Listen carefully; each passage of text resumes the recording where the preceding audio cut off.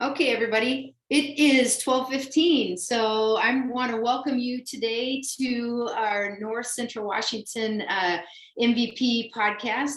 My name is Carrie Horning. I am one of the Career Connected Learning Specialists with the NCESD. Super excited to welcome you in and welcome in our guest ReNEW and Diana Ruiz. This series, just as a reminder, is an opportunity to both introduce and or reintroduce community partners with our educators and our students and other community partners to the services that are offered, some of the needs, and then just basic detailed information. So all of us at Career Connected Learning are beyond grateful for our partners, our most valuable partners. We're honored that they've chosen to spend a few minutes with us to share a little bit about themselves. So I always say, sit back, grab your lunch, and get ready for an extra dose of professional nutrition. Today's guest is Diana Ruiz, Community Relations Manager with ReNEW with Grant County Behavioral Health and Wellness. Sorry, Behavioral Health and Wellness. I'll never forget meeting Diana for the first time. She actually asked to meet with me to learn more about some nonprofits. I think it was really like maybe 5 years ago, maybe even longer. And while I think she already had more experience than I ever will with the nonprofits, her commitment and passion for her community was and still is inspiring. She holds that same passion for her family and her faith where she leads in her free time. And I couldn't be more excited to introduce you all to her right now. So welcome, Diana. Are you ready to do this? Yes, thank you so much for having us, not only to talk about mental health, but to just have this conversation, because a lot of people do ask about the organization and what we're doing. So thank you for the opportunity. You're welcome. You're welcome. So with that, perfect. Let's get right into it. Tell us a little bit about ReNEW. Yeah, so I do have visuals because I myself am a visual learner. So I'm going to jump right into that. Yeah, you can share screen and yeah. So we've changed our name, and this is our official name. We are ReNEW, and we're the Grant County Behavioral Health and Wellness Organization. I love data, and so I think it's important to make note of why we even have organizations like ours. And if we have like 1 in 5 adults or youth that may experience mental illnesses, it's important for us to ensure that they're receiving services. So I'm not going to go into depth with all the data points, but folks, if they see the recording, they could pause. But otherwise, this is an important topic for sure. As an organization, we are known as our former names, either as Grant Integrated Services or Grant Mental Health Care. But we're excited with the new name. It's a renewed, refreshed take on the organization to the community, but also to ensure staff are part of this growth and transformation that we're doing as an organization. We've been around though since 1971, so that's over 50 years of mental health services within our county. We are considered the largest behavioral health provider, and then also very proud to say that we're located in 6 different offices. And I do have a map, hopefully you guys can see that. We really want to make sure that we're covering all the way north to Grand Coulee and south to Mattawa, and making it more accessible for the public to reach our offices. So I do have that contact information. Folks are welcome to either screenshot or I could also send the slides later. But we are in Royal City, Moses Lake, Grand Coulee, Ephrata, Mattawa, and in Quincy. That's terrific. Last thing, we do have translation services. So if people need interpreting services, whatever they need, we try to make that as accessible as possible. That's excellent. This is great information. So really what we could do is we can drop the link in the chat for the website, because I'm assuming all this can be found on the website. Yes, we're always updating it. So just know that's also work in progress. There's a lot of materials we've been working to update because we are aware it needed a lot of updating. So it's a work in progress. But yes, if you go to the website, you'll see a lot of this information, but keep checking in. You'll see progress every month for sure. Terrific. Well, I personally love the new name and love the new logo. I think it's great. So let's move on with that. So ReNEW focuses on 4 different services: mental health, substance disorders, crisis, and developmental disabilities. Can you tell us a little bit more about each of those and what it might look like to get assistance? Absolutely. So I do also have a slide for that, just because, I mean, behavioral health, it may seem like a buzzword, but it's really not. But I guess the best way I would describe it, it's an integration of services. So people don't have to go to all these different offices. They can come to one location to receive multiple types of services. So we do in our core provide 4 different types of services within the organization. You mentioned all 4. I'm only going to focus today on the 3, which would be mental health, substance use disorder, and crisis stabilization, because I've noticed most people have questions on those. Okay. As far as mental health, you know, we do have a wide array of services. I'll let folks really dive deep, but the ones I'll highlight where I think most questions come is, can we go to the schools? And yes, we can. If we have folks that are signed up as clients, we can go visit them wherever they are. If it's more comfortable for our case managers to go to their homes, we can do that as well. So we also do provide telehealth services. So if folks prefer Zoom like this, we can make that work as well. But Great. we do also have like employment and housing supports for people that might have a mental health or SUD diagnosis. And we do also have crisis services, but I'll jump to that here in a minute. So that's mental health. Now for substance use, we have, you know, the evaluations, we have groups, we have schools or educational programs, better said, that are approved through the court system if folks are coming to us in those different routes. But otherwise, another thing I do want to mention is we are working actively with the communities to help them address maybe some of the environmental reasons that substance use may be occurring in their community. So we've also partnered with, for example, the Moses Lake, Quincy, and So Play coalitions to address substance use disorders in their community. But other than that, we also have, for example, like we're leading the suicide prevention task force for the county. Nice. Yeah. Thank you. Can I mention one more? Sorry. Yeah. Before I forget, because I think this is definitely the biggest question I get mostly from people, or when it comes to crisis services.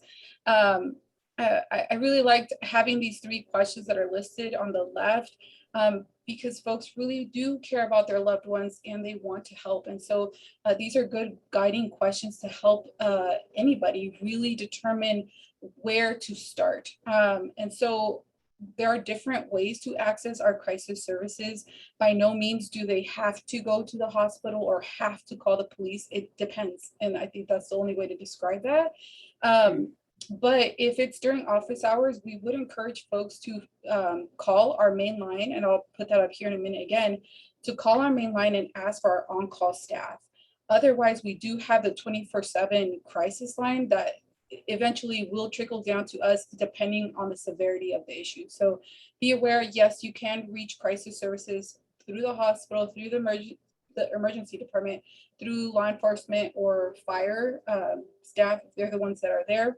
But typically, you know, we do want to ensure people are getting preventative assistance, so to see a counselor sooner. But if they do need crisis services, there's a response team that can activate and go out. And we have our peers, our intervention specialists, or our designated crisis responders. So those are, in general, the overall sense of the programs we offer. Nice. Yeah, thank you. So one question that just came to mind with that is, does somebody do they have to be 18? Or if they're under 18, do they have to have a, you know, parental supervision, parental permission? How does that work between, you know, youth and adult? That's a great question. And I know in our website, we'll eventually have more information on that. But as far as minors, at the age of 13 in Washington State, they are able to access mental health services by their own consent. So if it's younger than that, yes, parents would be the ones to contact us and get that set up. And we do have services like WISE, which is our wraparound intensive services that gives them a team. But if it's an adult, they can come at any time. Now, if it's a teenager that is not wanting mental health services, there is a family initiated treatment where the parents and guardians can advocate to have their child receive services. So we would just encourage folks to call us and we can help them navigate the best route. Excellent. That's awesome. Thank you. Okay, so moving on a little bit, I know ReNEW also has multiple resources. Can you tell us a little bit about each of those? Yeah, so I mean, each program does so much work. When it comes to resources, I know, for example, when I'm out doing outreach in the community, a frequent thing that's shared with me is some possible like conflict that's happening in the home. My child's not listening to me. What can I do? And so we really do our best to listen to the community and partner with groups that are doing very similar work. And so, for example, one of the programs we partnered with Moses Lake Community Coalition and the Quincy Partnership for Youth is a program called Strengthening Families. And it's going to be completely free if families want to sign up. We're hoping to do it 3 times per year, where the parent and guardian can come with their youth, their adolescent youth, and learn individually and then play as a family. And that's how you close out the night. And I just think it's so important to build families, but also improve communication. And again, that's more preventative. Other programs or resources, I would say the first step, just call and see if it's something we can provide. Otherwise, we're really good at connecting people to other outside resources, whether it be housing assistance or employment, like I mentioned earlier. But yeah, there's a lot of great work. Anything mental health, substance use disorder, definitely give us a call.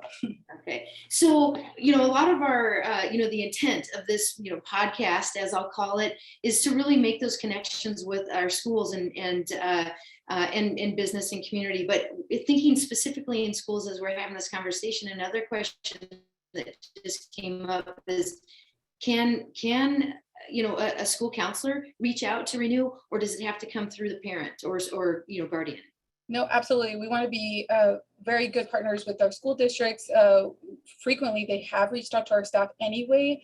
I would say it depends what their need is, would be who they would contact. But calling the main line, eventually they'll figure out how to get them to the right person. Now, as far as partnering with our schools, we do actively provide the service. If any school district or counselor would like us to attend a staff meeting or provide, for example, a presentation or some sort of assembly. I mean, 2 weeks ago, we had staff from Ephrata that actually went to Wilson Creek and provided an assembly. So we're definitely willing to go wherever they want us. The topics were, for example, most common topics that we get from the school are how to help their students deal with stress, anxiety, and depression. So we want to be good allies and partners and provide resources when we can. That's terrific. This is kind of a perfect segue too into the next question, because Career Connected Learning has been hosting, this guest speaker series across, multiple school districts this last school year. And one of our guest speakers came in super courageous and brave and spoke about her own, mental health journey with bipolar. And, she's not that much older than these high school students, and she was in high school when that journey began for her. So, thinking kind of on a larger scale, you talk about, partnering with the schools. If the school district wants to make that happen, like you said, Wilson Creek and Ephrata already did that. How do we do that? How does a counselor at a school district or myself call in ReNEW and say, hey, we want to set this up? How do we make that happen? Right. And I would just have people contact me. I'll put my contact information in the chat for sure. That's where I'm then able to reach out to the different teams to see their availability. I will say, especially with COVID, our staff are working really hard, and they're out in the community providing services every single day. And I'm so grateful for the work that they do. But as we have availability, we have staff also that love going out into the community to provide these stories and this expertise in the field. So definitely reach out to me, and then I can work with our staff to figure out who has time. But I think like a great example of that work happening with our suicide prevention work, we had a lot of requests in the community to do trainings. How do I know the warning signs? What do I do? And from there, we worked with the Grant County Suicide Prevention Task Force to develop all these videos, which are up on our YouTube channel, but then also provide free trainings to the public. And so last November, we actually trained 22 individuals throughout all of Grant County that can activate and teach this 1-hour course in either Spanish or English, which also on our website, people can go in and actually make the actual request with what date, where do you want the training. So we're doing our best to really get out there and not just train our staff, but even other caring members of the community to help us with this mental health promotion. Yeah, that's terrific. I mean, it's so crucial right now. You know, we've all been hearing this, that everybody's the last 2 years have just been intense. We've had a lot of highs and lows. If people are like me, they really kind of can't believe it's been 2 years. I mean, there are days I still feel like it's 2020, you know, and we're still on this 2 week, you know, lockdown. But so mental health has definitely come to the forefront, you know, for everybody, but especially for our students. They're, you know, they're dealing with everything that you deal with as a teenager and growing up and all those things. But then on top of it now, we've got, you know, the pandemic, and I know that's been a lot. So that was one of the key things. You know, when we talked about doing this, I thought, oh, we really need to make sure that we get that information out. So I'm excited that, you know, to have it, you know, have this conversation, the fact that it's recorded and people can dial back to this, we can share it out. So I would suspect that your team is going to get even a bit busier after this kind of hits the airways. So thank you all for that. So yeah, with that actually is another great segue. Then what is ReNEW looking forward to in 2020, 2022? See, I'm still having trouble with it. But in 2022 and beyond, where are you headed? What are you looking forward to? Yeah, we're just definitely looking forward to continuing to provide quality behavioral health services to our county. With our work in changing our name, you know, we are really actively trying to transform the way we provide these services. Our values, they're clear, we're committed, we believe in equality, we want to be compassionate, provide everyone with dignity and respect. So I think we're really looking forward to just making sure that that is being communicated both in words and action. Otherwise, it's really listening and then doing something with what we're hearing. Like, for example, the QPR. I'm excited to see those classes start happening. I'm excited. We do have open positions right now. So if folks want to check that out, or have friends that are qualified mental health therapists, we need them in the area, because that's the other part where we want to make sure that we have staffing in place to handle the need and demand. So we're just looking forward to all that and beyond for sure. So on that note, are the job listings on the website? So if somebody is actually qualified or interested, can they go to the website and find what positions are open right now? It's a big button that says employment. Perfect. Sadly, you are not the only one, but you know, like we said, it only takes one person to hear the right thing and say, "Hey, I think I'm meant for that job." So that's good. We'll make sure that, you know, calling that out. That's great. So, all right. Well, my favorite question is always, you know, something that has to do with kind of that heart and soul connection. So I know you've been doing this work and community work for a long time. We talked about knowing each other for the last 5 years and working in nonprofit. Is there a connection that you've made, you know, within the community or with a specific client that stayed with you? Not the details, not specific details on the client, but just something that you know, has stayed with you over time that kind of keeps you motivated to do this work, because it's not easy. It's not easy, but it's definitely worth it. I think my favorite examples are, I get the opportunity to work a lot with the youth and be out in the community, and that's such a privilege for sure. One thing I have found that has been really successful is just helping others be seen has been very impactful. There was a point when I was working for the school district where even just sitting, writing notes just for kids to know that they had a trusted adult that they could come to has led to so many protective things for our youth. So I think for me, the connections that I make in the community that have stayed with me over time have just been those kids that I've spent the effort to actually get to know them, hear their stories, give them the opportunity to share those stories, and also for me to highlight and put them in front of the opportunities that make sense. Now I have kids that are in college or starting their families, and it's so rewarding because if you were to have seen them when I had first met them, from either there being some dysfunction in the home or violence or other very serious things going on, one would have just made the assumption that they're bad kids. Or even for me, when I was younger, I was called a gangster, and I'm like, why would they ever say that? I was a bookworm. But again, it's all these stereotypes, and it's just like, give youth the opportunity and they rise to the occasion. So I think I'm really grateful for this role, because we can address a lot of the risk factors, which is a buzzword kind of, but all these things that make it more likely for youth to get into trouble or not accomplish their goals. We can address those issues. And it's really exciting to be in a county that actually wants to get involved and do this work. So it's been an absolute joyride for sure. Yeah, that's terrific. Well, I'll share out, because I've actually never really shared out why I like to ask that question. But we were doing, we were working with some special services kids a couple summers ago, and hosting an event about, soft skills, and really trying to kind of, just share with them life skills, those things like being on time and being coachable.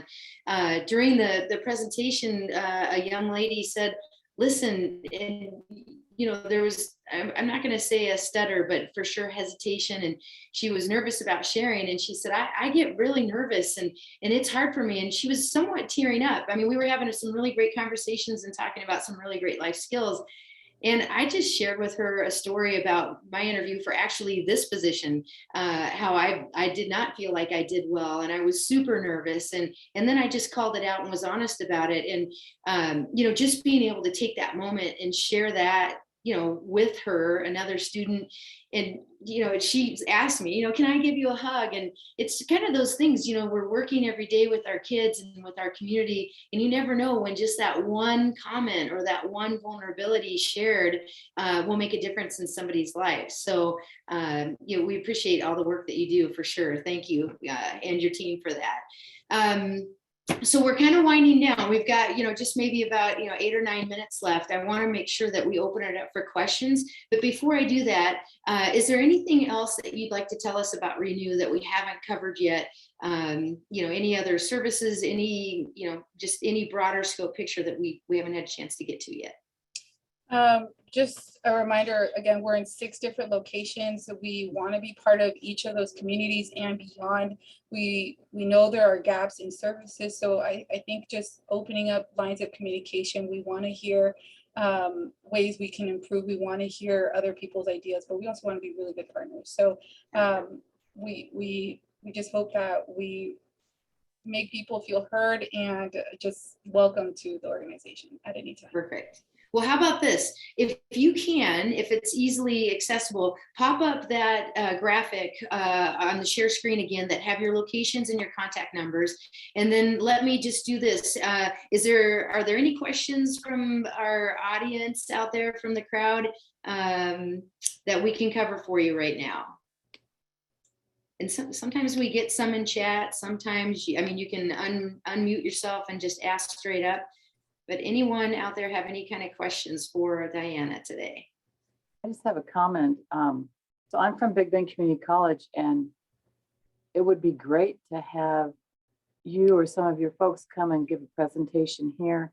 Well, I guess not in person, I have to rethink. Okay, so maybe via Zoom with our activities department. And I'd like to give our activities folks your information to maybe contact, because we have had the QPR presented here at Big Bend. I can't remember if that was you or someone else that came to it was a couple years ago, before the pandemic started.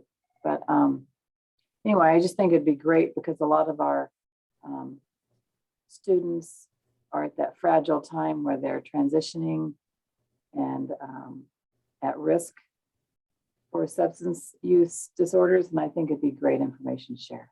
Well, thank you. Yeah, so I'm adding my email. Please send me that request. I would be more than happy to work with you and get that information out there, for sure. Thank you.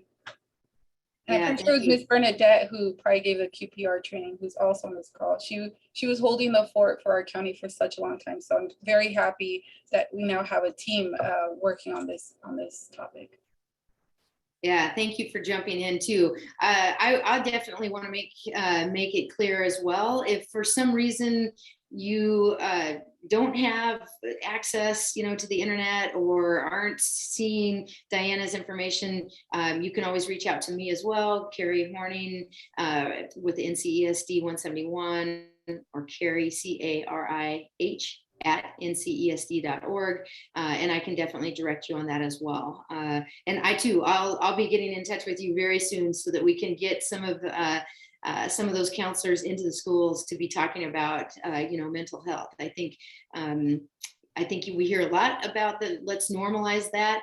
And I'm absolutely 100% behind that. Let's start having that conversation. Let's kind of bring it out of the closet and say, hey, listen, all we can do to help each other and help ourselves with our mental state in this day and age, especially, all for it, 100% get after it. So, well, we're a little bit early. It's about 12:40. And if there aren't any more questions, then what I'll do is basically kind of end this out, give you some time back, but I definitely want to say thank you first. Diana, I know we super busy. We had a lot of connects and disconnects trying to get to this date and this time, but that's good. I think that's a good thing. That means that we're out there doing the work and doing our jobs. And, it was actually got to be a little bit comical. So I'm glad we finally got to today. And I'm super grateful that you were willing and able to take the time to share all this amazing information with us.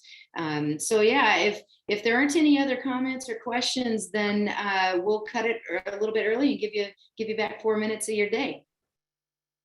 Awesome. Thank you for the opportunity again. You're welcome. Thanks again. Have a great day, everybody.